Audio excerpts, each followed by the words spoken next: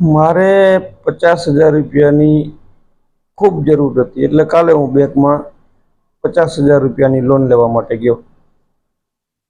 હવે બેંકમાં લોન લેવા માટે ગયો, મેનેજર સાહેબને વાત કરી કે સાહેબ મારે 50,000 રૂપિયાની જરૂર છે ને મને લોન આપો.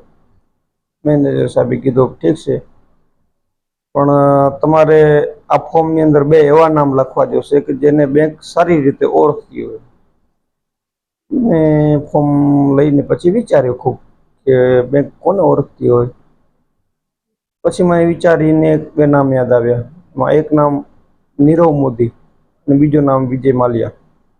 આ 2 નામ મેં બેંકના ફોર્મમાં લખી નાખ્યા અને ફોર્મ મેનેજર સાહેબને આપી દીધો. મેનેજર સાહેબ ફોર્મ ચેક કર્યો. ચેક કરીને પછી એમને શું થયું એ ખબર નથી, પણ મને આમ ગલ્લો પકડી અને બારે મૂકી. મેનેજર સાહેબ કીધું કરવાનો થઈ જા.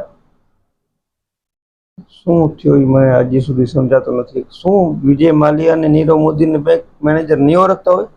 શું બેંક નહીં ઓળખતી હોય? આખો દેશ ઓળખે છે ને એ નહીં ઓળખતી હોય?